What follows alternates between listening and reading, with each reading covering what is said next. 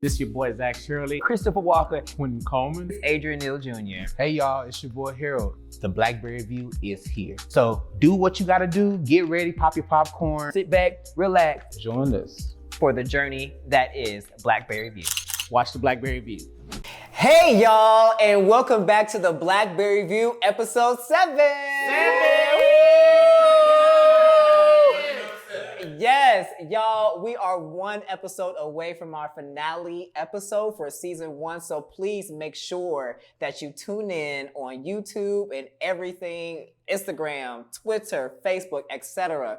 So I know usually we come with looks, we come with fashion, but you can see that we're dressed couture.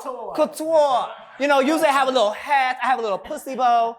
But today we are dressed a little differently, and I'm gonna pass it over to Zach to tell us why. So Zach, why are we dressed like this? So we're actually looking at components of the wellness wheel. We're talking about wellness and the importance of wellness within our community. And so the wellness wheel comprised of spiritual, emotional, intellectual, physical, social, environmental, and financial. And so each one of us will represent aspects of that wellness wheel tonight. And so, for instance, myself, I represent the fact of emotional wellness. And so my shirt, which is from a Black vendor, it says healed. Let me move Sebastian out the way. Healed-ish, play off of Blackish, because it's a process. And the thing about being healed, it's not a final product, right? It's a journey. So people oftentimes concentrate on the destination and not the journey towards the destination. Because none of us are what? None of us are finished cookies, baby. Finished cookies. No Well, Toll House. My cookie is finished. Your cookie has been decimated. And so there's that. Stop! And, right. Cookie. Andrew's cookie is decimated. And so that is why we are dressed or representing aspects. Can you believe this? They were coming for me. But baby, they've come for you. They come for me, They've come on from me, in him. And so that is why we are dressed the way that we are now. Yes. But wait. For episode 8, we got a special surprise for y'all. So just wait for that. Yes. But Adrian, back to you. Thank you. So, also, as you can see for this episode, we have a special guest. And y'all, A handsome special guest. And when I got the word that he was going to be on the show, I nearly fainted. I literally did. And came on himself. And came on myself. I really did. I got wet. I got wet a little bit. So, if you don't mind telling the people who you are. I can't follow that. Hey, y'all, thanks for having me. I don't know what to say after that. I'm Kevin, here in Dallas, Texas. I'm the founder of Fit Men Cook. It's a global community that's dedicated to living life healthier and happier through food, but also through mental health and physical health as well. So I was happy to get the call.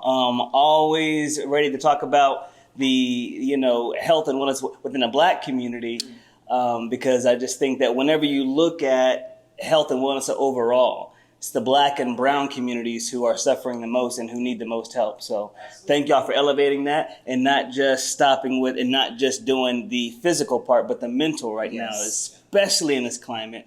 We need to be talking about that. So. You are definitely correct. And this is exactly why we have you on the show. I mean, you're just freaking amazing. But I noticed that there was something missing on the wellness wheel. What's that, Adrian? Sexual health. Well, Sexual healing is important. No. I think that's a separate show in and of itself. It is. So we'll talk about that maybe episode 2. Season 2. But for now, you all know what we do, how we do it. So we're going to pass it over to Harold to talk about, what you want to talk about, Harold? So today's Daily Squeeze, if you haven't been tuned in and tapped into all social media platforms, you probably have already seen that Sha'Carri Richardson is facing a 30-day suspension related to her testing positive of marijuana. So to give you context and to give everybody context, Sha'Carri ended up testing positive for marijuana during her trials. And this happened in the state of Oregon where marijuana is legal. But to give you prior context, what people don't know is that you've heard a little bit of story how her mother had died the week prior. Well, she found out during her trials by virtue of a reporter who told her that her mother had passed. And so obviously the mental toll, the emotional toll that took, then resulted in her engaging in marijuana as a coping mechanism, right?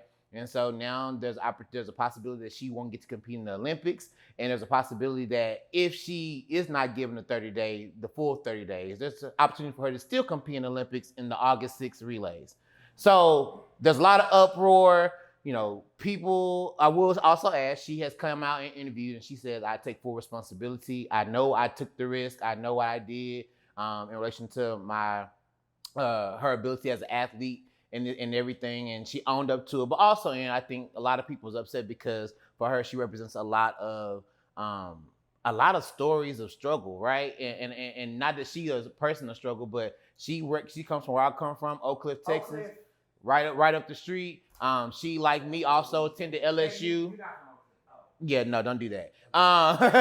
But she also attended LSU, and like me, she also has lost her mother. And like Zach, he's lost a mother as well. So there's a lot of connecting points here, and a lot of people are wanting her, particularly as a Black woman, to basically turn their head. But what I want to focus on is in relation to her transparency about the emotional toll that happened on her mental, and how she intentionally used it as a coping mechanism during that time period. So what are you all's thoughts in relation to mental wellness and coping, and how does that show up in the Black community?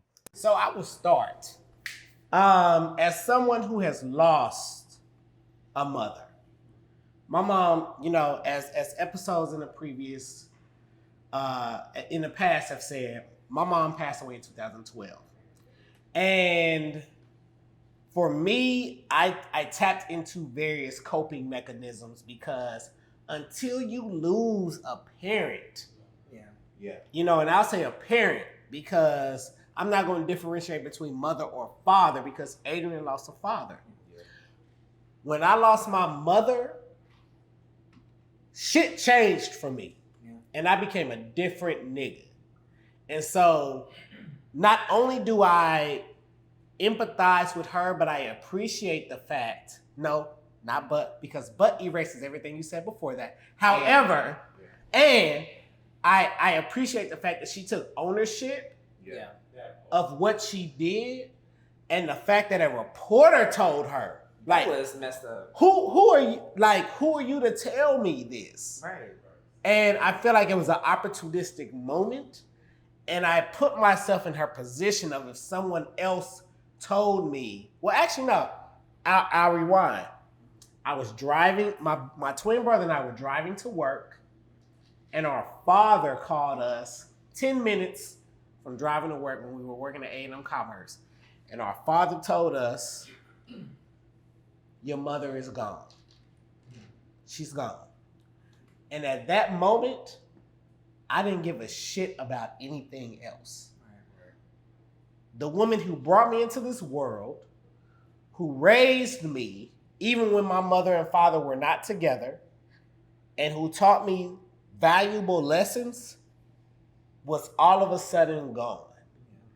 And the effect that puts on someone is you can't come back from that. And so if smoking marijuana was the thing that she did, that's it. Because the things that I was thinking about at that point in time was far beyond that. And so not only do I applaud her for coming forward with what she did and owning her shit, I also empathize with her loss. So I also want to really quickly put in, I also mispronounced her name. It's not Sha'Carri Richardson, Sha'Carri. So I wanted to be intentional about that because we want to make sure we're always enunciating Black women's name correctly and Black people's name in general. So go ahead, continue. Well, just like two things.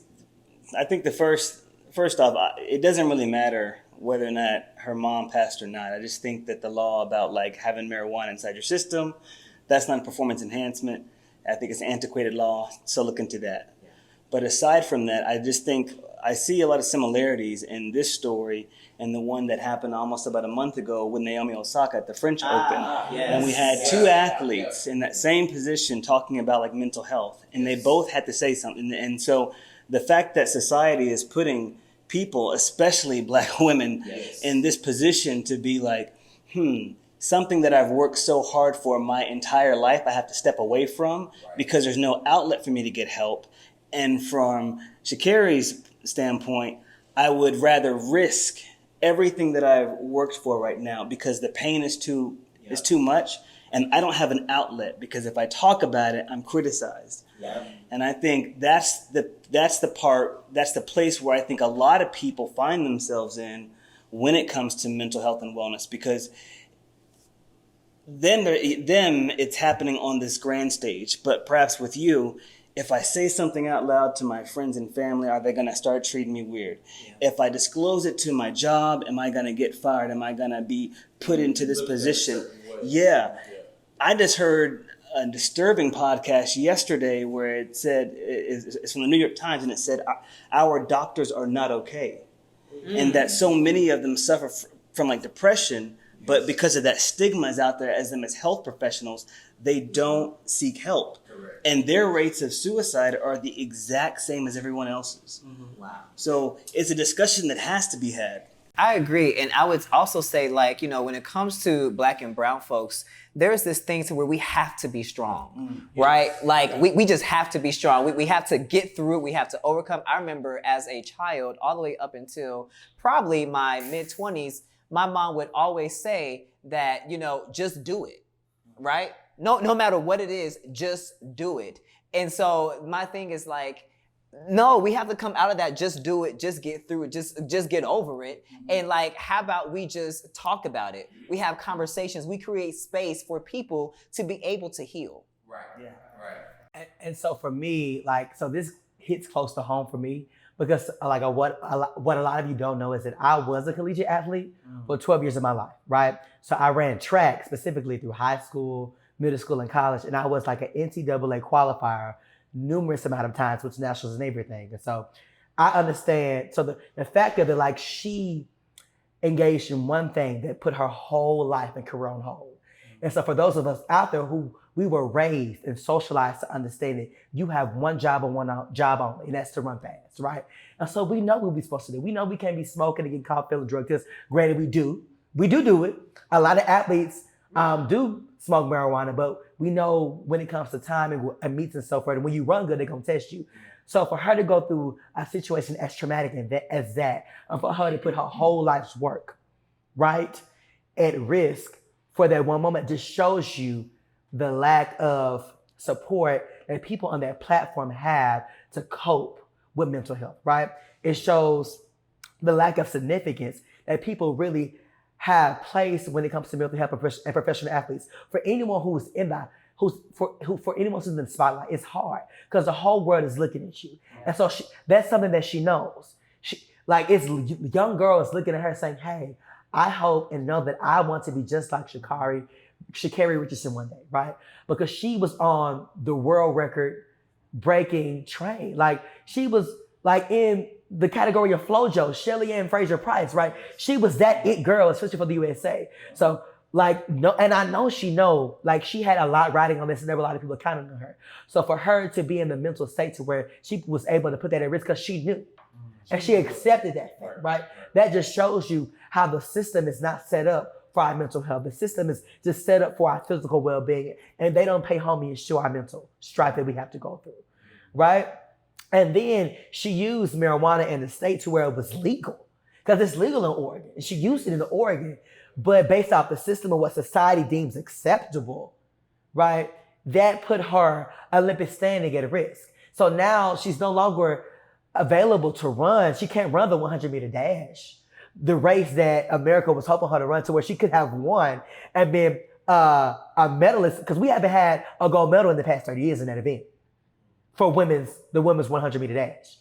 But for it to be that important, you know that the system was not set up for her to excel in that moment when it comes to mental health and athletes and people who are in the spotlight. So for me, it was like a expose of like society needs to change. And like, as I see this amount of support that she's getting from other Black socialites, from other people outside of the community, it shows, hey, she was called, but let the girl run. Highlights that there needs to be a change in society. to where mental health is addressed, to where mental health is just as important as physical health. Because you can expect anyone to present physically or to promote sports and to be well if their mind is not together. It all starts here. Right? Behavior change, behaviors, it all starts here. So if I'm fucked up in the head, you can't expect me to compete in the prime and pristine fashion. No, I mean, I agree. And to be completely transparent, you guys have just educated me on that, because initially I didn't see it from a mental health perspective. And so I did say that, why would she jeopardize, this golden opportunity to compete? However, having listening to you guys and having been educated by other people along the way, I do agree. I feel that,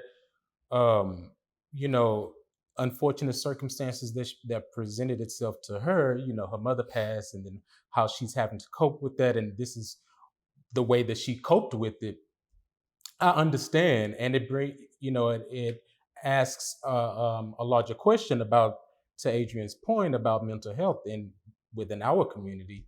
Like, we just don't talk about it. We don't talk about mental health. We don't, and we come out the womb having to be strong, and we can't be vulnerable, and we can't speak about how we're feeling inside. And so I understand that, and I get why she did what she did. And again, like what Zach said, we all cope in different ways. And so I probably wouldn't have smoked a blunt, but I mean, I'm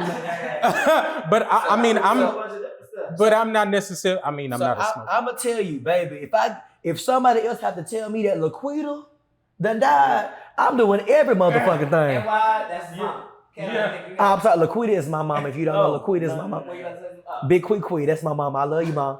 So saying all of that to say, mental health is real, and mental health needs to be addressed, and we need to talk about it more. So I also want to educate our viewers that when we look at disparities in mental health issues, and particularly access to those, the numbers are dismal. So when we're looking at that, the African American population is roughly around 13% of the U.S. population. Of that 13%, or roughly around 12% of that population has access to mental wellness resources. And what literature is still being developed and what's seldomly understood is when that is being accessed, right? So we know that roughly only a handful of Black Americans are getting access to mental wellness, but we don't know if that is in our 50s, in our 40s, in our 60s, is that in our teenage years, is that in our 20s, in our 30s? And so it really becomes integral to really start to introduce mental wellness issues and start to destigmatize and normalize it for people in efforts to hopefully curtail these type of situations. Because at the end of the day, while I do believe in marijuana justice, and I do believe that marijuana holistically needs to be legalized, I also recognize that people find different ways to cope. And for her, it was marijuana, but as we have all alluded to, it could be something much dangerous than that, right? And so my question would be, right, in consideration, food for thought, that if it wasn't marijuana, but what if it came out that people found out she was cutting herself? Right? Then how does that then impact how she shows up? We're disqualifying her for this, but then my question is, what support would we have offered her if we found that out? You get what I'm saying? Exactly. And so I think there's a lot of breadth into this conversation, and it's important to recognize that Black mental wellness is just as important as mental wellness for any other identity, because the plight that's added and exacerbated as a result of being Black, then you add a layer of being queer, then you add a layer of trying to be exceptional, then you add a layer of trying to be groundbreaking, and you're a woman. It just compounded. So I just wanted to throw that in there as well. And then also, to her point, she was that Black woman that was deemed as being ghetto for how she presented herself. She had the weave, different hair color, long nails, and she had the I don't give a fuck attitude. I'm a badass bitch, and you know it too. So she was already a target. Yeah, I like what you were talking about in terms of like the rates of mental health, because I'd like to talk about perhaps the culture of the stigma and where that started. I know for me, I grew up in the church. Grew up, being in church like all day. My dad was a singer, he was a minister of music, and mental health wasn't something that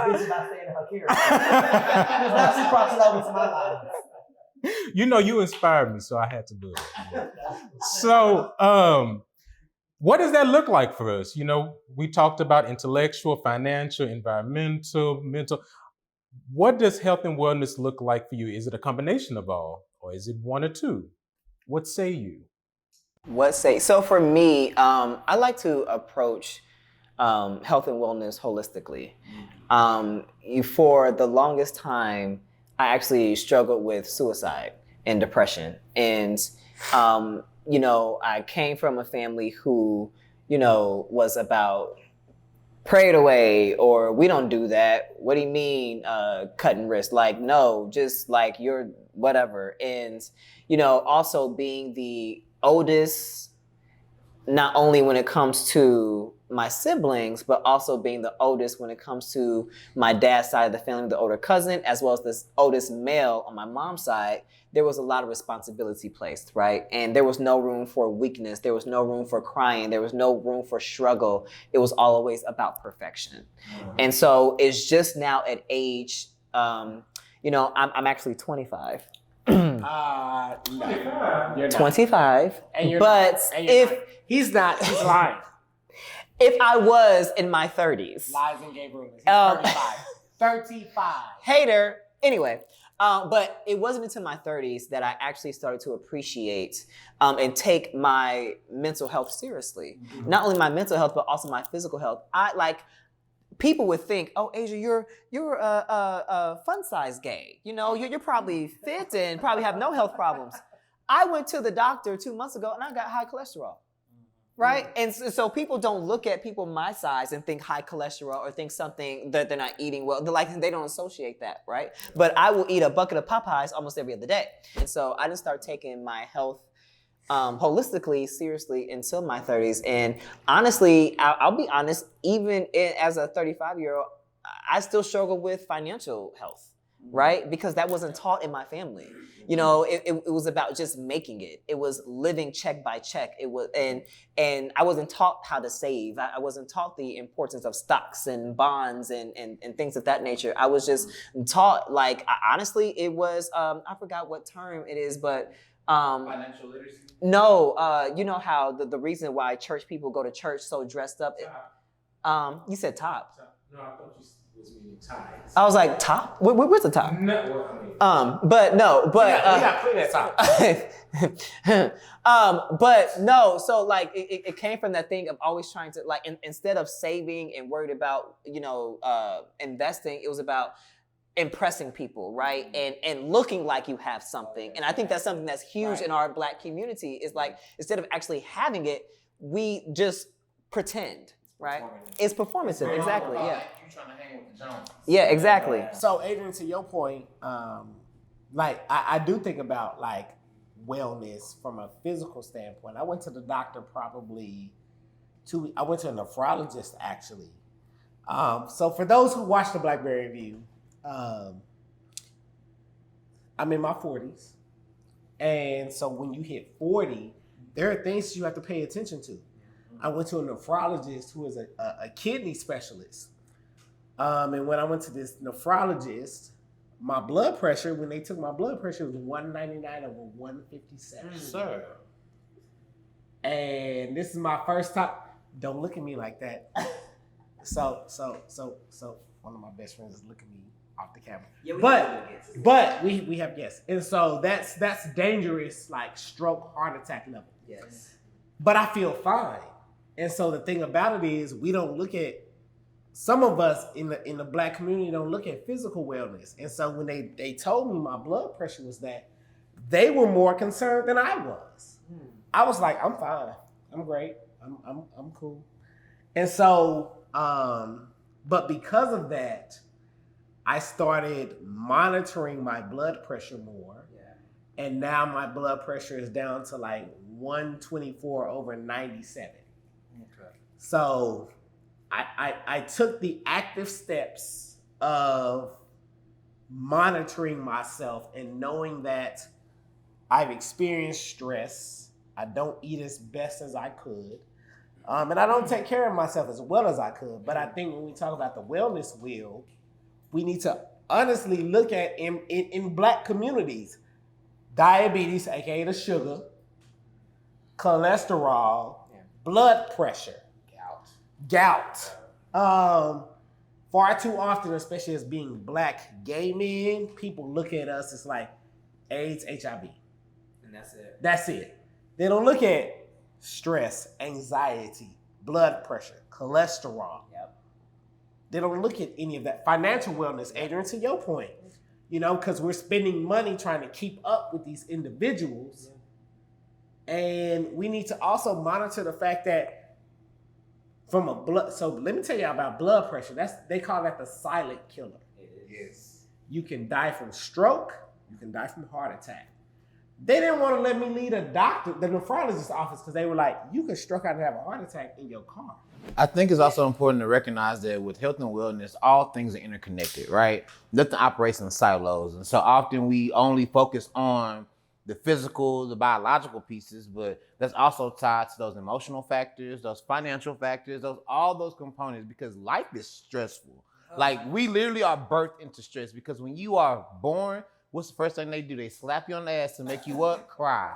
So you instantly cause me stress. I haven't been in the world a full 10 minutes yet, and you already pissing me off. Right?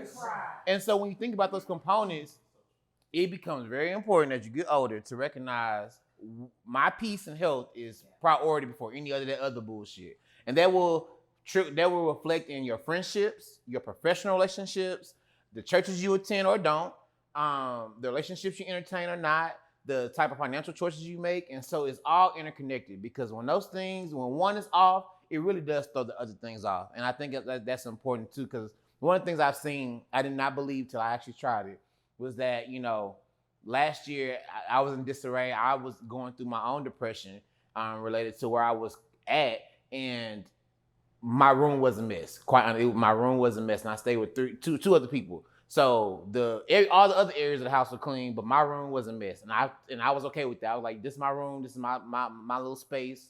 I'm okay with it being a mess. And I saw a video that was like, literally cleaning up your room can help you feel a lot less stressed. And I didn't believe it, and if I'm being quite honest with you, and this is another thing around, again, health and wellness. Sometimes you can learn a lot about your health and wellness regardless of the message, regardless of who's the messenger. There's oftentimes a message that is still for you. And I heard it from a white woman. I was like, okay, I'm not about to listen to this. Cindy just talking about cleaning up, tidying up, and all this good stuff. But the thing is, when it boiled down to it, after I cleaned up my room, I felt so much better. Like, just even when work was stressing me out, just to come home and know that I had nothing on the floor. I can actually, sprawl out on my bed. I can actually just utilize my whole space to decompress from the things and the things of the world that had stressed me out prior to was top tier. So again, I think it's important for us to really examine the ways in which our health and wellness are interconnected to our broader lives. And I would actually, Kevin, I would love for you to talk about, how or why you even started Fit Men Cook. Fit Men Cook, right? Right. Fit Men Cook. Fit Men Cook. And, was that because you saw, the urgency, or you saw something that was missing within our community as it relates to health and wellness? No. All right. I love his transparency. I'm just going to be really honest. Yes. No. Fit Man Cook is actually like a side hustle. I was broke at the time, super depressed on food stamps. And I wanted to change my diet because someone tagged me in this Facebook photo and it was terrible. And I was thinking I have zero good friends around in there because they're not telling me how greasy and overweight I am. So I reached out to this trainer and he quoted me some ridiculous amount of money. And it was at a point where I think that a lot of people out there, and maybe some of y'all may get to, when it's actually your proverbial rock bottom, where it's I just can't do it anymore. And he quoted me that, and just something inside of me just got so angry, just thinking you went to a good high school, you went to college, you have a grad school degree, I know you're not feeling really well, but go and find out what you can do. Because I was at that point to think it shouldn't be this hard, because I went through periods where I'd be really skinny and overweight. So I went to Half Price Books and literally bought every single book they had there about nutrition.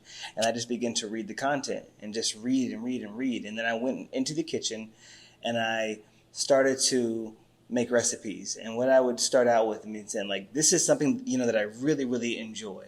What are the core ingredients in there? And then I would just look and see how I could swap in other things and saving calories. So I already knew fundamentally that it was never going to taste like my grandma's. It was never going to taste like Auntie's recipe. Yeah, but you have to say that to people, because people really think it doesn't taste like that. Well, it's not supposed to, because Grandmama put lard in hers. We put in olive oil. You're like, what do you mean this doesn't taste the same? It shouldn't taste the same. But also, Grandmama's in the ground right now. Right. Because of some of these things. And so it's not a point about trying to sanitize our diets and make them so healthy that you got to cut out everything.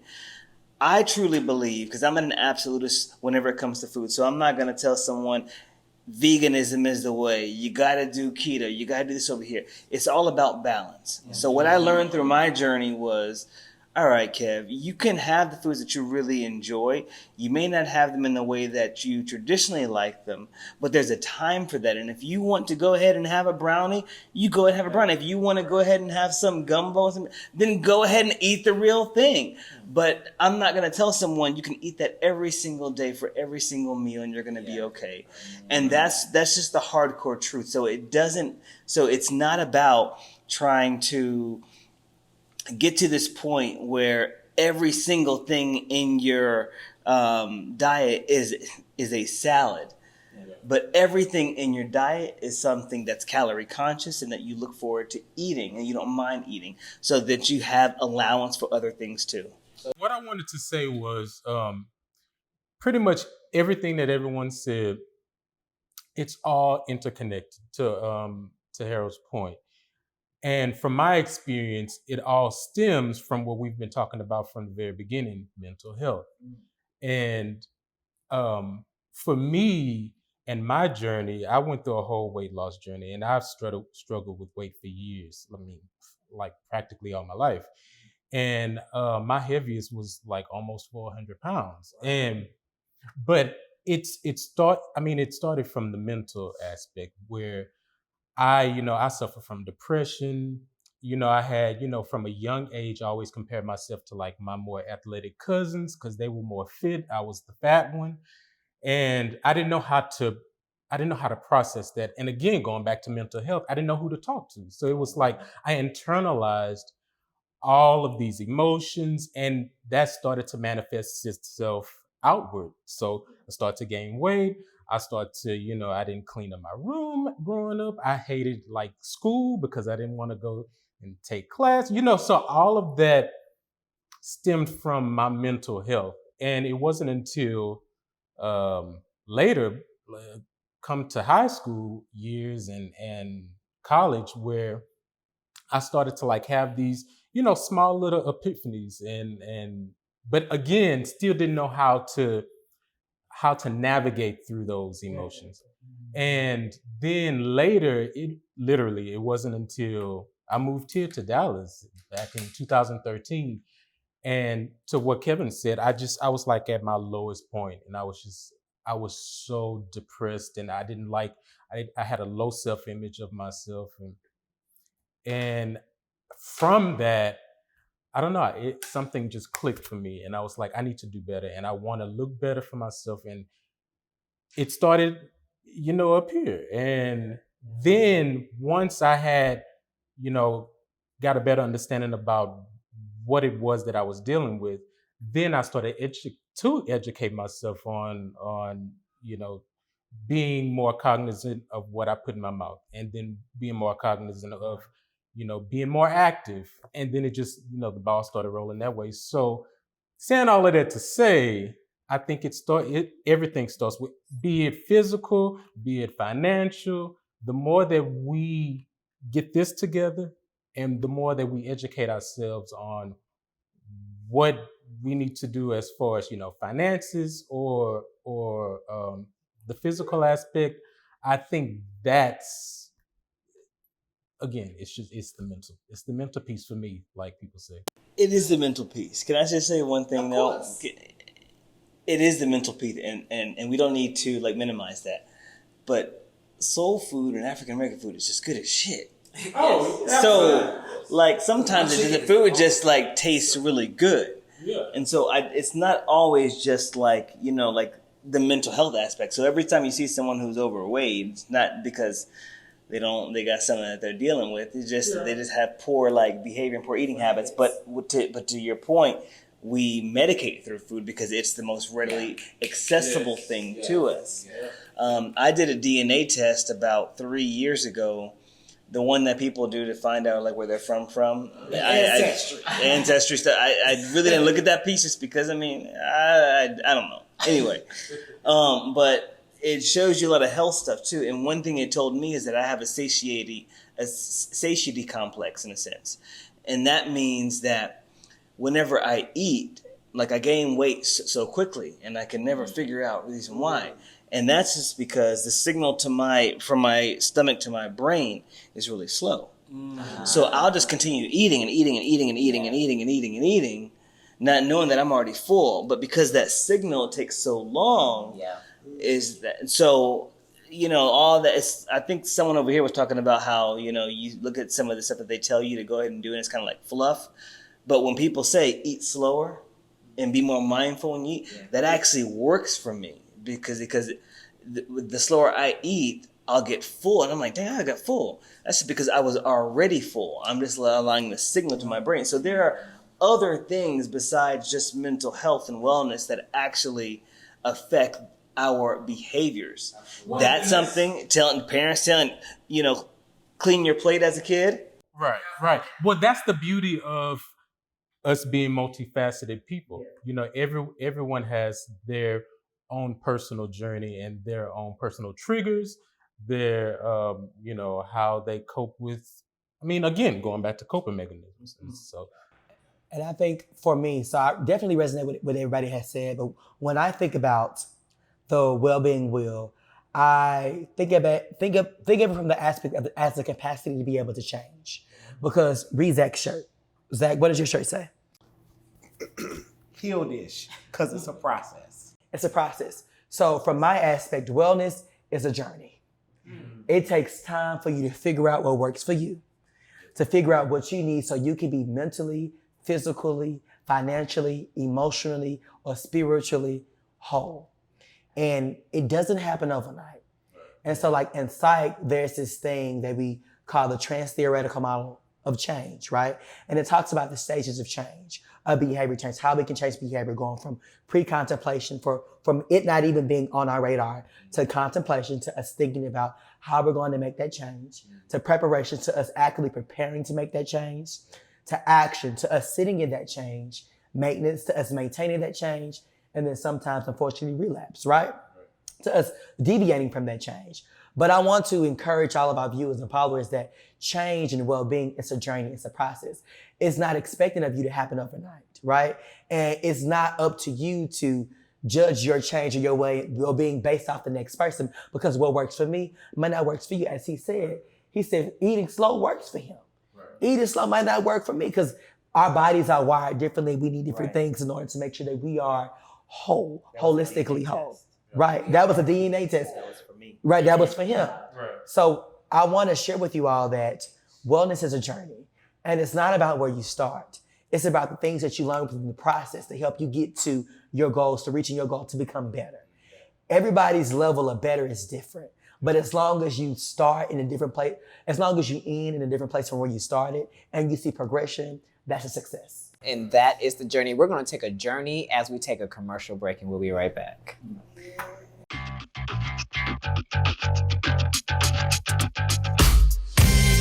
What up, y'all? It's me, Kevin, with Fit Men Cook. Fit Men Cook. So please welcome Kevin Curry to the show. Kevin Curry is his name. We hung out with him the 9 a.m. hour. He's the man behind Fit Men Cook. With his healthy and colorful dishes, along with his passion for food and fitness on his website, Fit Men Cook is Kevin Curry. Our series Lazy Weeknight Meals. Our chef today, Kevin Curry, the author of Fit Men Cook, and I want to get to the recipes, Kevin. First, your story. And today in the Tasty Kitchen, we are whipping up a delicious, creamy Mediterranean chicken and tomato dish that's also keto friendly. You are going to love it. So we're gonna steam up some cauliflower rice and then put those chicken thighs right on top along with that creamy sauce and enjoy this goodness. Hey y'all, and welcome back to episode 7. We're having such a great conversation about health and wellness. Hope you are enjoying it as much as we are. We are getting towards the end of our episode, y'all. The end. So before we do though, you know we also have to talk about feelings. So Chris, what do you have for us today? So, there has been a lot of talk. Well, let me start by saying, you all know that this is my favorite. Zoom in close. My favorite part of the show. Because people fail to realize how important feelings are. Feelings are the emotions behind the things that we do. Feelings are the thoughts and opinions that we form based off of the things that happen to us. And it's how we move and shake and inspire the world. So the WTF moment of today is that I would hope for each of my fellow co-hosts to be vulnerable enough to tell me and our viewers out there, how do you feel, or what is the feeling behind when you feel like you are at your most healthiest state? I can start. So at my most healthiest, I feel confident. I feel intentional. I also feel actually more motivated to keep that feeling, if that makes sense.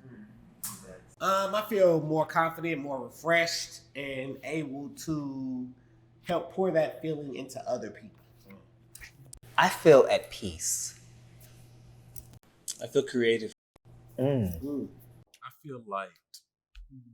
Thank you for that. So one thing that I do, so if I address one side, I'm going to address the other, and then I'm going to give you a connector to blend the two, right? So we just discussed what is the feeling associated with our most healthiest moment when we feel at our best. How do you feel in those moments to where you don't feel as healthy, or where you feel lost, or where you don't feel like you have a sense of overall well-being? What does that feel like? I feel anxious and out of control. I feel that at any moment things could just go left for me. I feel powerless. I feel like someone else has agency over me, and I don't like someone else having agency over me. I feel inconsistent. Depressed. Thank y'all. So we talked about the feeling associated when we feel whole and when we feel healthy. And we talked about those feelings associated when we don't feel as healthy or when we feel lost. So what are some things that you all do in your personal lives to ensure that that feeling of lostness, that feeling of anxiety, depression, that feeling of being less light, what are some things that you do to prevent yourselves from feeling that way so we can stay in these moments of happiness, so we can stay in these moments of confidence and joy? So within your own personal lives, what are some strategies that you employ that you can share with our audience and maybe they can adapt and adopt into their everyday? Go ahead. No, go ahead, please. For me, I go to the gym, do my best to connect with friends every week. And then honestly, the Blackberry View. Therapy. Oh yes, Therapy. And I realized that I speak from a place of privilege because a lot of people are not afforded to therapy. However, my therapist, she got me together today. And therapy is my place as well as being with my friends, you know, being with the Blackberry View, being with my heterosexual male friends who you cannot see off camera, but they're here. And just, yeah, that's what I do because that's where I feel the most home. For me, I really love the power of music. So I have songs that I listen to at home that help to up my mood. I'll give you 3 of them right now. Beyonce, Freakum Dress.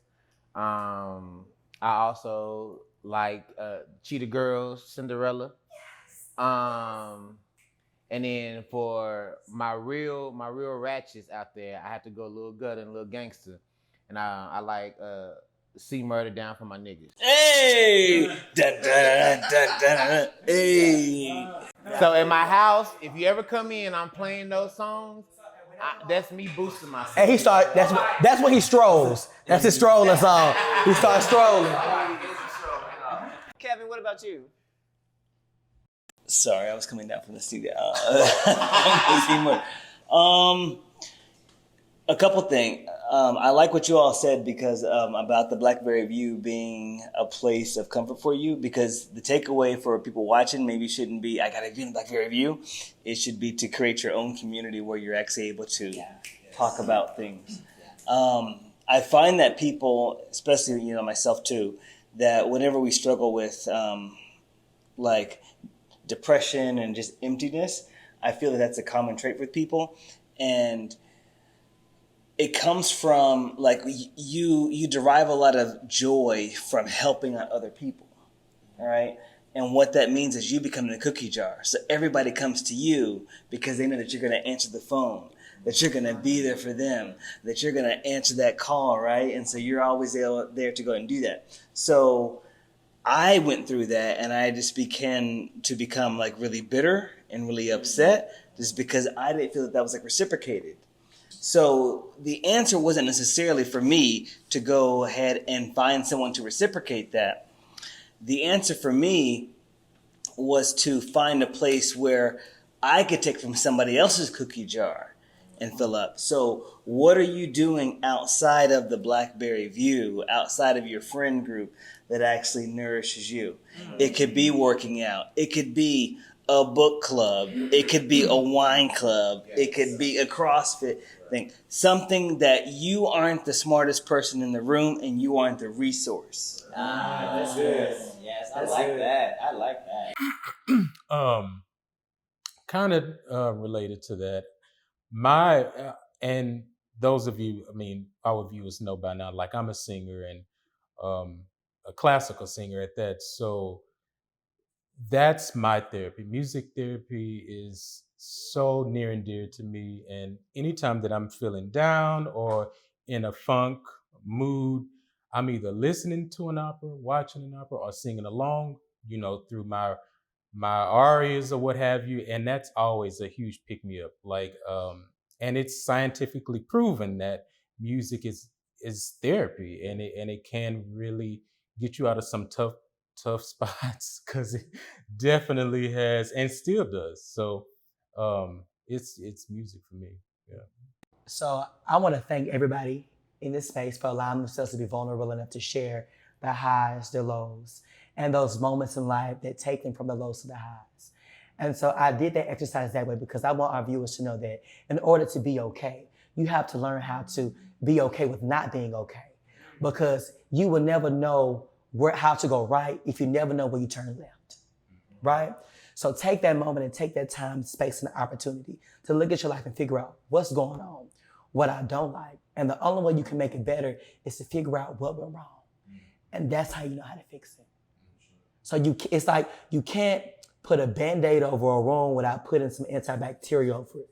Because if you put a Band-Aid over a wound without sanitizing it the correct way, you can create infection or you can leave the scab, right? So you're just thinking you're okay, you're masking your okayness, but you're really not okay. But you're infecting other parts of your body because you tricked yourself into thinking that you were okay. But because you never took the time to really assess, where did I go left in order to go right? So I'm telling you, it's okay to not be okay. It's okay to take the time to sit in not being okay, because that's the only way that you can go to your next level and reach your next destination. And speaking of next destination, we have tips and dips. And so as y'all know, as a researcher, I research my tips and dips. And so Jim Rohn, famous quote, from a health and wellness standpoint, take care of your body. It's the only place you have to live. I like that. The only place you have to live. You have to live. And so that's important because I think of the fact that at 3 a.m, I'm the only person in this body of mine. Sometimes somebody else is somebody else, but it's okay. But when they need, most times, but you're by yourself. Yes, you have to be by yourself. Yes. And as I alluded to earlier about when I visited the nephrologist and Adrian talking about his cholesterol, me talking about my blood pressure, just all of us, like your body is the only place you have to live. And so from a healthy eating standpoint, as Kevin was alluding to earlier, we have to take care of this because we won't be able to blame anyone else for the desecration of this body except for ourselves. And the desecration can come from the mental up here or the physical throughout the body. And it's important, it's crucial for us to understand that not only what we put into our bodies from a food standpoint, but from a social standpoint, into our minds or into our hearts can affect us. And so I want our viewers to keep in mind, I want us as the Blackberry Review to keep in mind that this body is the only place we gotta live. Let me tell y'all, life is not a dress rehearsal. You only get one shot. One shot at life. One shot. And before, as we're talking about one shots, I would love for Kevin to give another tip to the viewers based on your experience, based Take on us home, Kevin. What you've learned, what is one thing you want to be able to say to our viewers out there as it relates to health and wellness? I think can I do two things? You sure can. Okay. So the first, because it relates to something that you said a minute ago. I think the first thing that anyone, I'm not sure if you're advanced or if you're just starting out, the best thing that you can do is just start small. I think that we live in a society where we're just promised everything really quickly. I know that you're a trainer. You probably get people that say, hey, I want to get 6-week abs. I got this event going on in 3 weeks and I need to look like a cover model for it. We're conditioned to want things like right away, but we are discounting the fact that where we are today is an aggregate of all of the years of decision making.